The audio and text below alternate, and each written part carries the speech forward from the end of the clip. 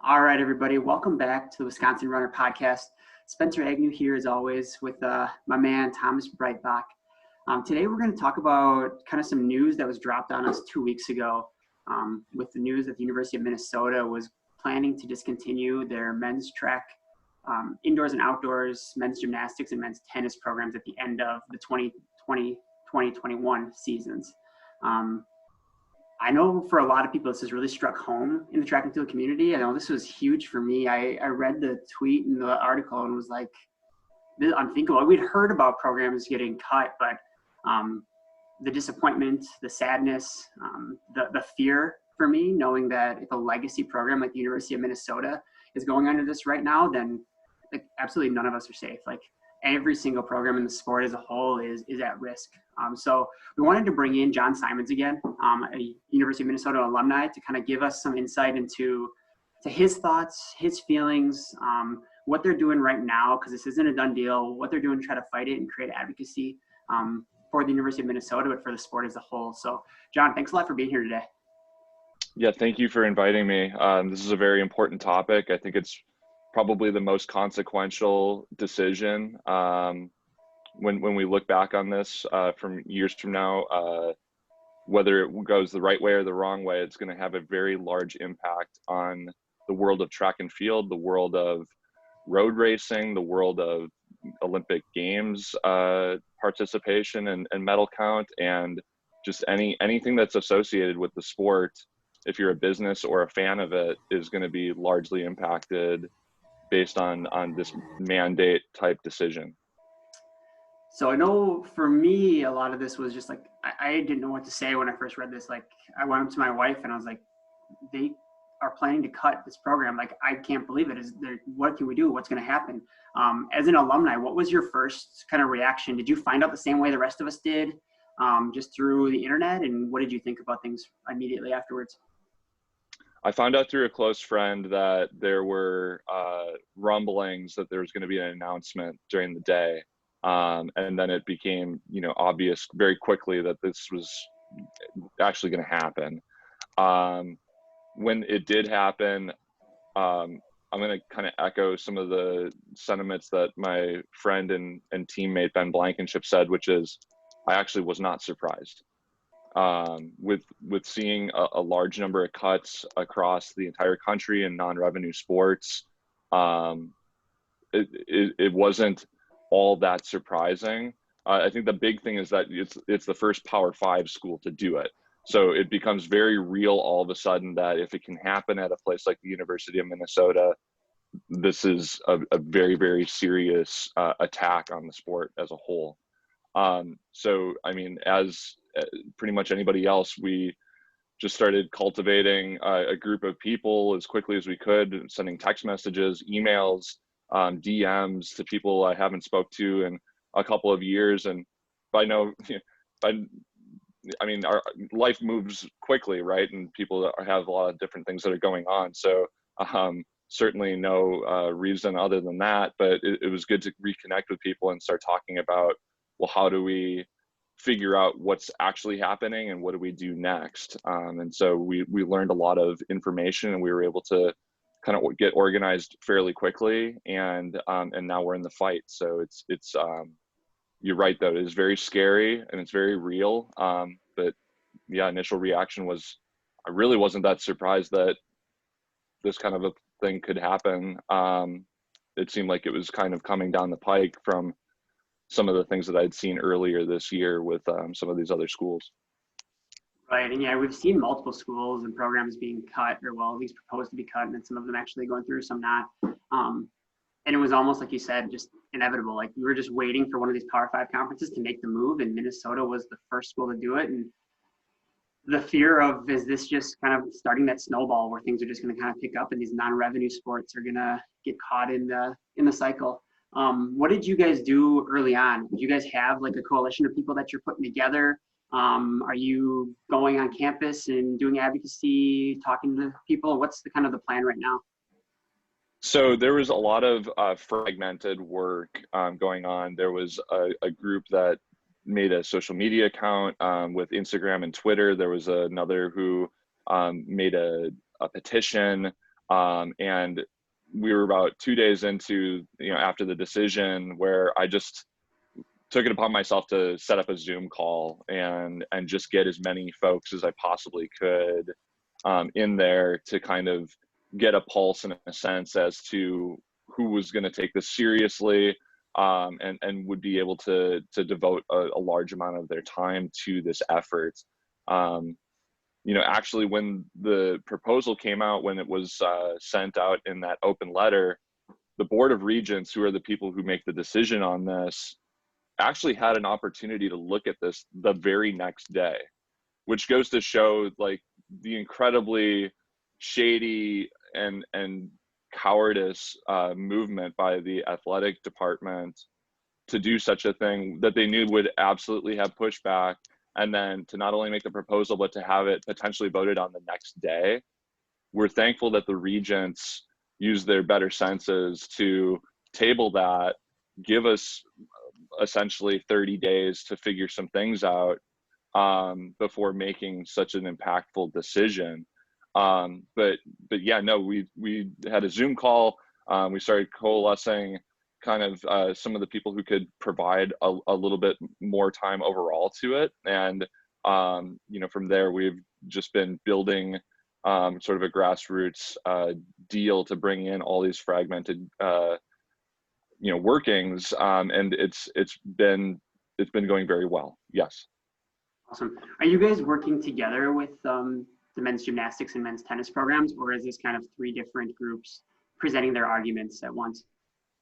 So, publicly, we care very much for the other sports as well. We don't want any of our sports being eliminated here at the University of Minnesota. In terms of the path to victory, all three of the sports, the entities essentially have different reasonings for why they would feel pretty upset about this entire thing. When I look at the talking points that we've developed, it's a different group of talking points as opposed to the gymnastics squad and the tennis squad. And it's our understanding that, if we were to get this overturned, that the other sports would piggyback off of it. So I think when the kids did a student march, the Wednesday after the decision, that was all teams, and it was, not only the teams that were being cut, but there was participation from student athletes from other teams that were there to support their fellow student athletes, and it's a really, really great thing. So we do not want any sports to be cut, but when we look at the reasonings and the irrefutable evidence that we have to make sure that this isn't something that goes through, it is more sports specific from our angle. That makes sense. Yeah. I know you shared with me a document kind of with some of that evidence and with some of those talking points. If you quickly kind of want to go through some of the major points, some of the arguments that you guys have as a program that just makes sense to keep things rolling. What are some of your big talking points?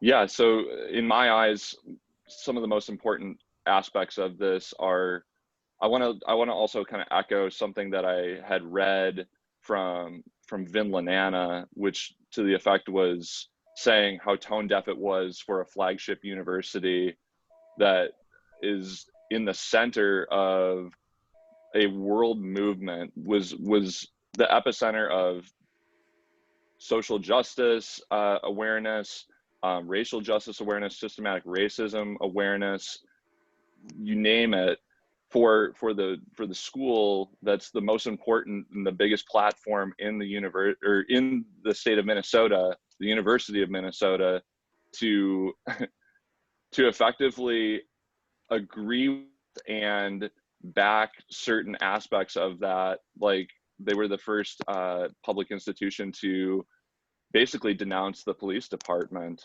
For them to feel so strongly about some of those topics, and then to turn around and eliminate one of the most diverse programs on the college campus, it's just incredibly hypocritical. So it's remarkable to see the administration thinking that they can say one thing and do another, and they don't line up at all. That's, inherently a very, very large piece of this. I know that it held a large component for for Brown University when they had things overturned. And it's not a prop. Like, this is a real thing. Like, these are people's lives that you're potentially, altering at a very significant level. We also think that Title IX is not being, it's not being viewed properly through the proper lenses. Title IX was always intended to provide opportunity, not to take opportunity away. When we look at some of the facts and figures behind the reasonings for them listing Title IX as some things to consider, by eliminating these men's programs, they're not announcing this in their open letter, but they effectively have to cut roster slots from women's teams. So this is a women's issue as much as it's a men's track and field, men's tennis, men's gymnastics issue. And it's so saddening to see how slithery this entire situation has become. It's not really become about the things that they're saying. It's becoming about, and then the third topic, obviously from our perspective, is they mentioned a $75 million windfall, to which there's no statistical evidence of that. But let's just say that there's a $75 million windfall because you miss half a semester of school, and you delay, not cancel, delay the Big Ten football season. I mean, they're going to have games, and believe me, they will definitely have bowl games, and they'll make their revenues. So there's not nearly as big of a windfall as they claim that there is. And also, track and field, gymnastics, and tennis are a drop in the bucket. They'd cover about $2 million of a $75 million windfall. What do they think they're accomplishing with getting rid of these programs by doing that? And so it's a lot of posturing, it's a lot of smoke and mirrors, and it's a lot of, I say this, but then I act a different way. And so it's just, it's disturbing to see that athletic departments in large across the country are having these meetings behind closed doors, no opportunity for the alumni to have any kind of heads up on things like, hey, like, you guys are kind of in the hole pretty far right now, and like, we're looking for a little bit more support. Like, what do you think about that? And so it's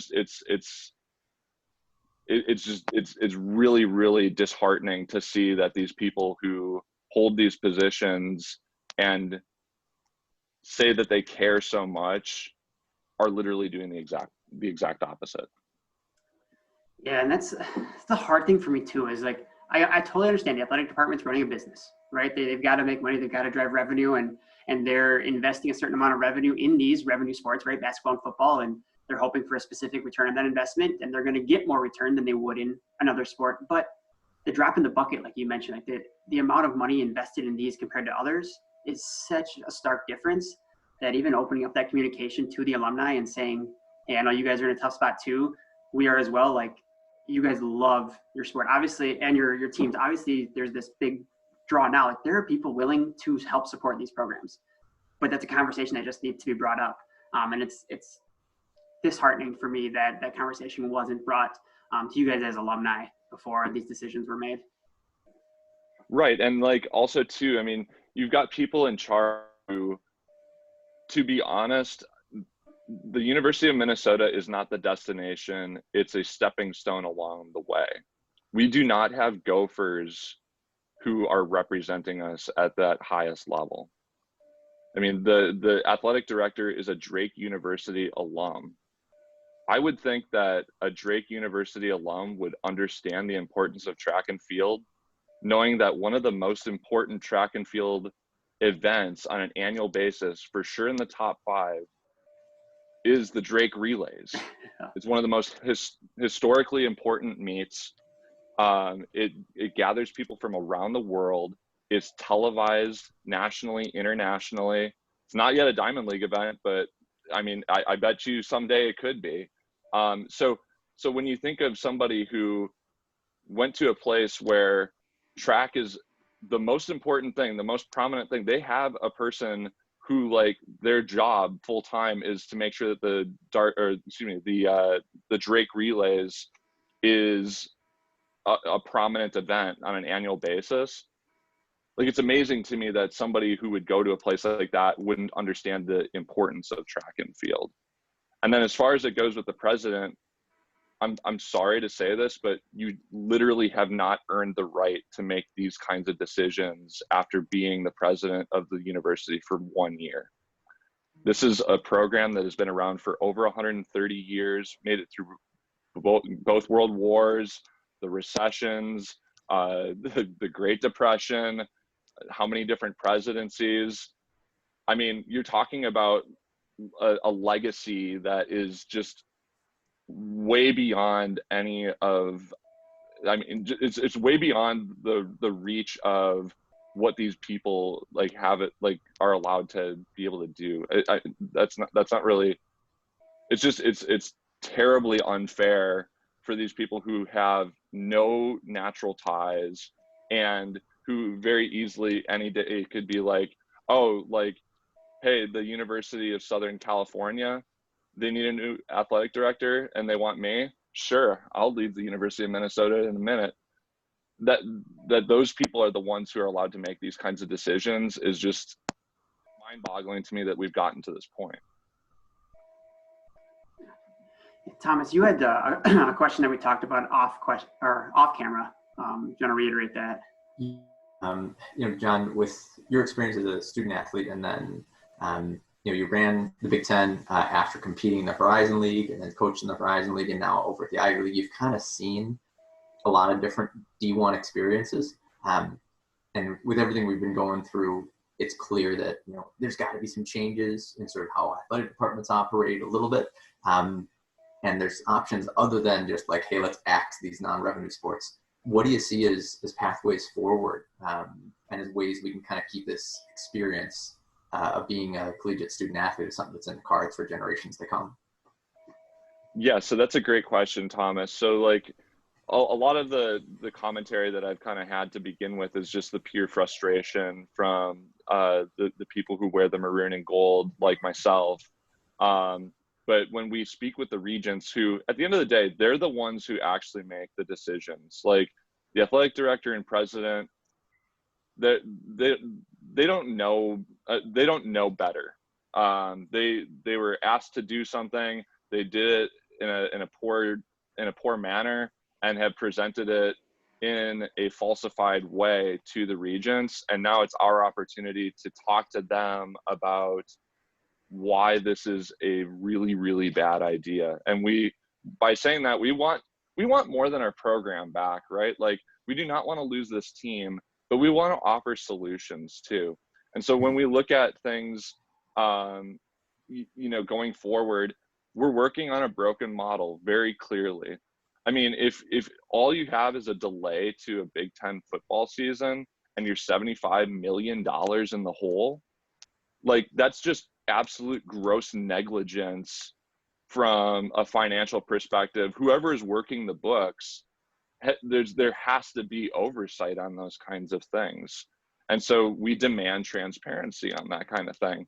Like, and also too, like, why would you hurt the ones that, like one, it provides opportunity, but then it's one of the cheapest sports that you can have. Like, what do they gain by getting rid of track and field? Like, it makes very, very little to no sense. But in any case, our asks are that we want them to say no to this proposal, and we want to be able to work with the athletic department going forward to pursue alternative methods to funding the non-revenue model. We really, so one of the big taglines for the University of Minnesota, like, is being driven to discover, right? So we ask that the regents and the athletic department and the president put their minds together and think about an alternative method that would be something that could be pushed nationally and be incorporated at every major university. That would be a sustainable type of system. We know that the way to be the best at football and basketball is to pump money into that. We get that.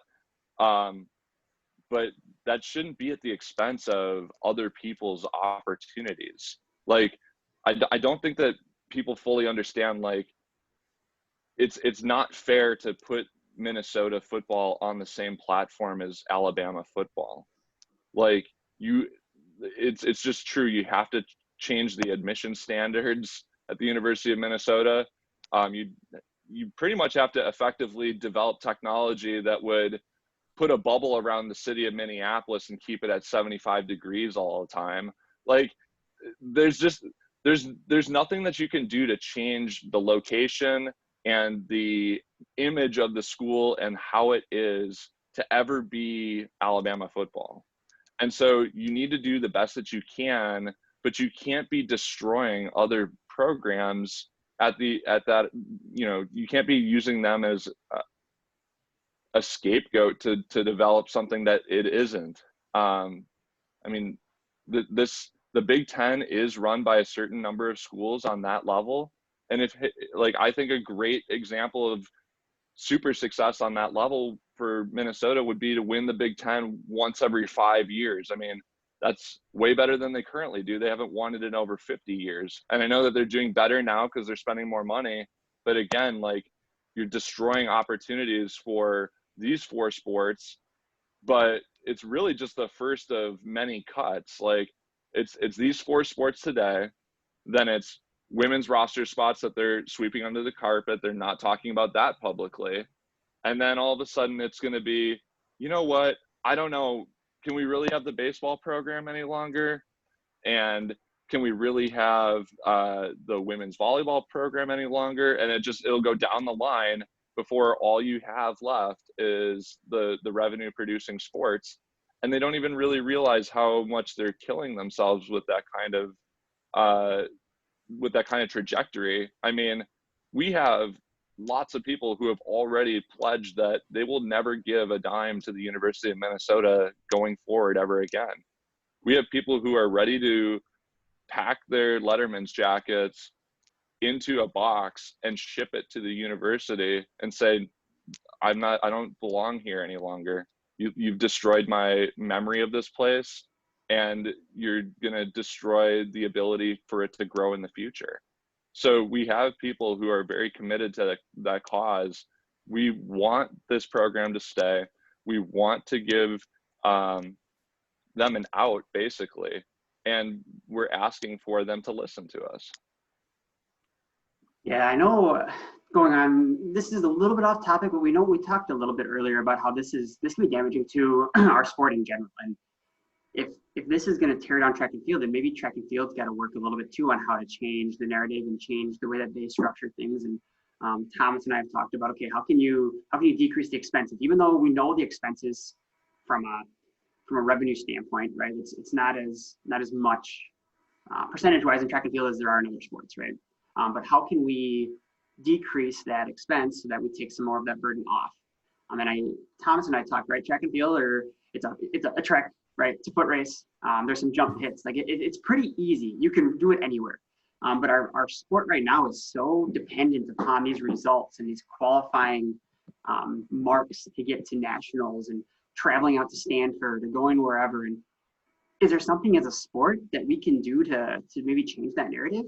Is it okay for teams in the Big Ten to find a place in the Midwest that they can take a bus or drive a couple vans to compete, and we can save some money that way?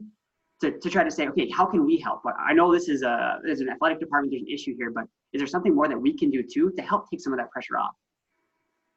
I think inevitably, because of what has occurred with coronavirus, it's going to become a bus type sport altogether, at least for the next couple of years. Like, I don't see how teams are going to be doing flights anywhere unless they have an exorbitant budget where they have full backing from their athletic department, or they're going to the regional and national meets. I do see this becoming a very regional and a very bus league type sport, which is fine, because guess what? Like, a lot of these places have phenomenal facilities. It does help cultivate a strong and healthy rivalry with natural ties to local universities and conference universities. But also too, like, at the same time, I mean, it's such an inexpensive sport altogether. Like, most places really could be, at the end of the day, self-funded. And also, I think a lot of these places are not factoring in the fact that even if you do have a program that is fully funded, 12.5 scholarships for men, if you have like 50, 60 athletes on the team, there's all that tuition that is being paid by student athletes to the school that are either walk-on or on fractions of those scholarships. So like the school does make net money on student athletes from that perspective. So sports has always been about opportunity. It's been about opportunity to better yourself. It's been about opportunity and access to education. And when you think about those kinds of things, like, sports really are just a marketing expense for a university to acquire larger amounts of people and bigger followings. And it's about the people who go to school there, but it's also about the people who didn't go to school there, who buy a Gopher t-shirt, or who buy a Gophers license plate, or like you're supporting local businesses by having larger teams and things like that. Like, there's so many of these factors that are not really being considered, and they're just saying, oh, well, like, this is the expense and the ticket revenue back doesn't make it up, so get rid of it. Like, that doesn't make any sense at all. Like, big surprise, track and field isn't the most lucrative sport on the planet. Like, when did we figure that one out? But the fact that you're willing to get rid of these programs, kind of like using these other things as a shield too, by the way, right? Like, I mean, these aren't legitimate reasons. These are excuses to scapegoat a program. Like, the thing that, this is a very unpopular comment, but it is exactly true about how athletic departments work. It's not about getting rid of men's opportunities.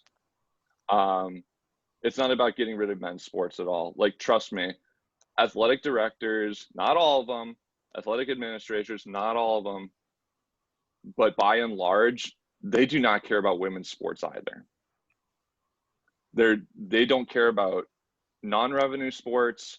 They don't show up to them. They don't give them the full resources that they deserve, that they earn and they garner.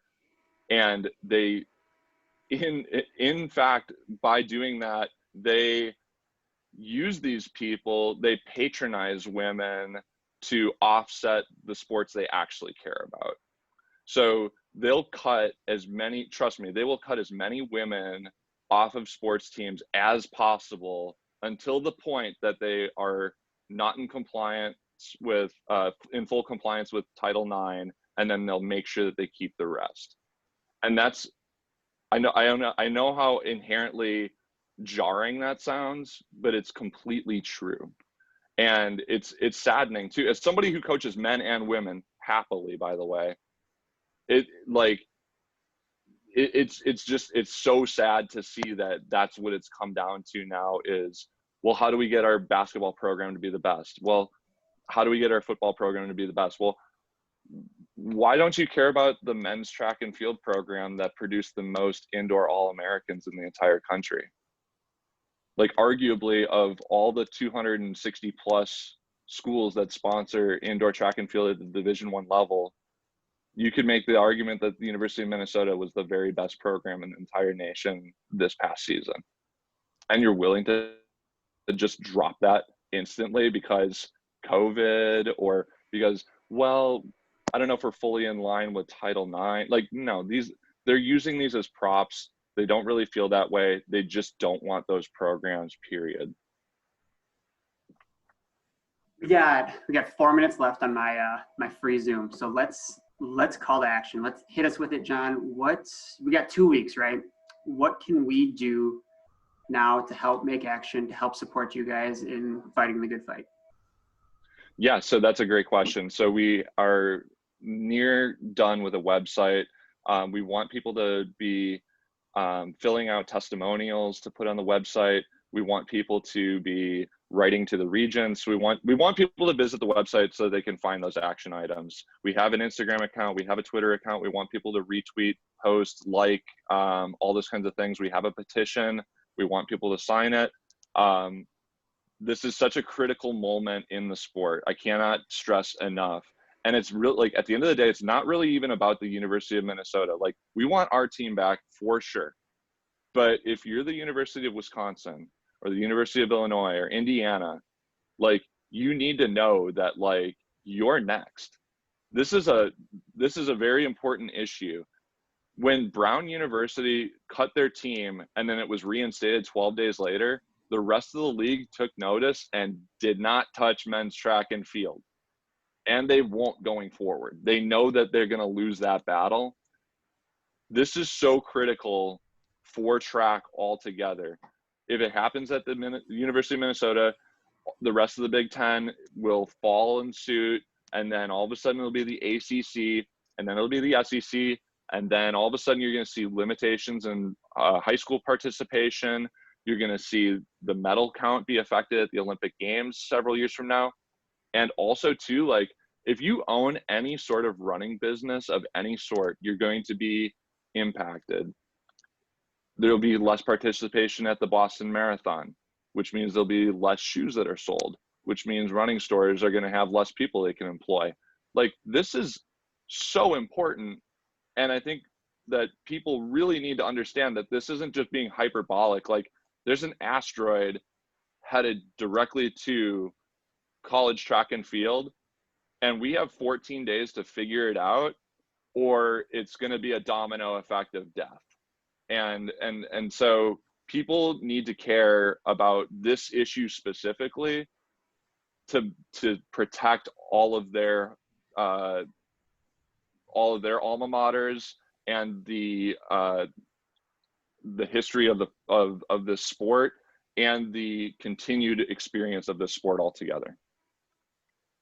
Awesome. That is a cap right there. That's really good.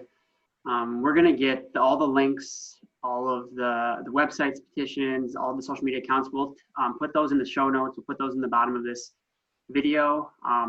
Go crazy, people. Show your support. This is, like John said, this is about the University of Minnesota, but it's about so much more. It's about the sport that we love, the sport that's helped shape us into the people that we are today. So let's take some action. We got 14 days, right? We got to get her done. So thank you so much, John. Thank you for fighting the good fight, for all the work that you're doing for your university, but also for the sport. Thank you. Awesome, guys.